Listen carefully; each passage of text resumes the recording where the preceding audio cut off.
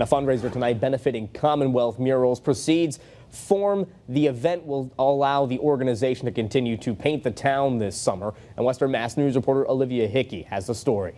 Thursday night, Springfield's Loophole Brewing will transform into an artist's oasis, benefiting Commonwealth Murals. The organization has created murals that can be found all over the area. The one right next to me can be found right here on Main Street in Springfield.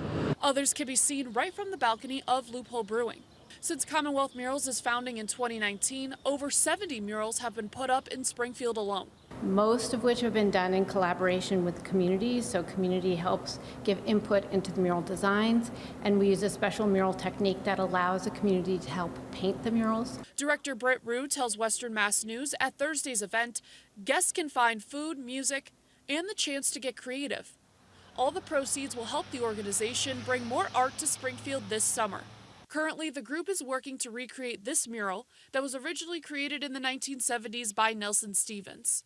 We take a special mural fabric, turn the entire mural into a giant paint by numbers, and then bring these sheets of mural fabric out into the community, and so that the community can help paint. The artists bring those sheets back to the studio and do all the kind of technical detail painting, and then they get glued up like permanent wallpaper. But what really makes the art pop? Rue explains it's the community collaboration. So we've had thousands of people in Springfield help paint many of these murals we've put up, including over 1,000 students, kindergarten to 12th grade this past spring, who helped paint 15 murals.